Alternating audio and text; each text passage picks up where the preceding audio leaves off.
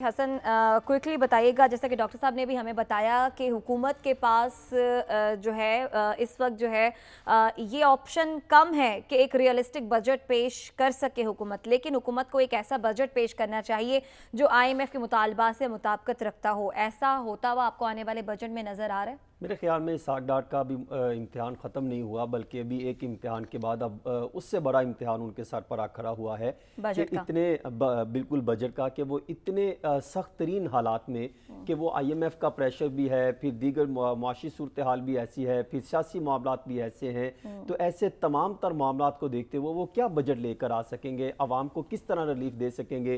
क्योंकि अगर जो मौजूदा सियासी सूरत हाल चल रही है 3-4 दिनों में, अगर ये सिचुएशन ना होती तो शायद आज का सबसे बड़ा टॉपिक ये IMF वाला होता, क्योंकि IMF वाला होता और मुआशी हालात को होते कि जो आइंदा मुआशी पिक्चर बनने जा रही है उस पर आज सबसे बड़ी ज्यादा डिस्कशन हो रही है। ठीक है जी, अदील भाई साहब, आपकी जाने बातें, इस वक्त हुकूमत में वो जमातें शामिल हैं जो कई बार इस मुल्क पर जो है इक़्तिदार में रह चुकी हैं, हुकूमत कर चुकी हैं।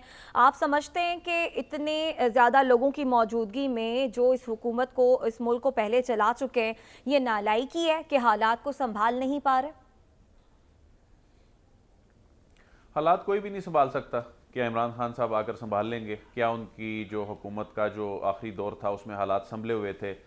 हकीकत को तस्लीम करना चाहिए और मौजूदा हुकूमत को इस वक्त जो कुछ करना चाहिए, देखें एक जानिब तो IMF की जानिब से प्रोग्राम फाइनल ना होने की वजह से चाहे आर्म ट्विस्टिंग हो रही है, इम्पैक्ट आ रहा है रुपए के ऊपर, लेकिन इस वक्त जो डॉलर के साथ हम खुद कर रहे हैं, हमारे यहाँ बैंक्स कर रहे हैं, डॉलर के साथ जो खेल खेला जा रहा है, खुद मार्केट में उसकी डिमांड पैदा करके और कीमतों का उतार चढ़ाव किया जा रहा है और उस पर रुपया, अरबों रुपया कमाया जा रहा है। इसको रोकना चाहिए। वो इसहाक डार साहब का जो दावा है कि वो बैंकों के खिलाफ तहकीकात होनी थी, वो कहाँ गई? मसला ही सिर्फ ये है कि यहाँ पर सिर्फ प्रेस कॉन्फ्रेंसेज हो रही हैं, सियासत हो रही है, बयानात आ रहे हैं, अमली जो काम है वो होता दिखाई नहीं दे रहा। तो इस वक्त तो IMF का प्रोग्राम तो छोड़े, जो हम खुद डॉलर और रुपए के साथ यहाँ पर कर रहे हैं, जिस तरह यहाँ पर पैसा बनाया जा रहा है, यहाँ पे जो डॉलर की स्मगलिंग हो रही है, उसको रोकना किसका काम है? अदील, जो बात आप कर रहे हैं वही लेके साद रसूल साहब की जानिब जाते हैं। साद रसूल साहब, ये बात जो अदील बड़ाई साहब भी कर रहे हैं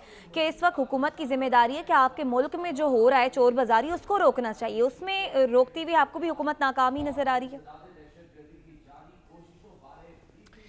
देखिए, मैं अदील बड़ाई साहब की बात से एग्री भी करता हूँ, लेकिन बात करते करते दरमियान में मेरा ख्याल है कि उन्होंने थोड़ी सी ज़्यादती की। उन्होंने कहा सच बताना चाहिए, ये बात दुरुस्त है, तो फिर नहीं सच बताया आपके सवाल का कि क्या इस हुकूमत की नालायकी है। इसके जवाब में उन्होंने कहा कि कोई भी इकॉनमी कंट्रोल नहीं कर सकता। दुरुस्त बात है, शायद कोई भी कंट्रोल ना कर सकता हो, लेकिन आपके सवाल का जवाब कि क्या इस हुकूमत की नालायकी है, तो शायद कोई और इकॉनमी का कंट्रोल तो ना कर सकता होता, लेकिन 180 से 300 पे डॉलर 12 महीने में लाने के अंदर अगर हम गुरेज करें इस बात से कि हुकूमत की नालायकी है ये कहने से, तो थोड़ी ज़्यादती होगी।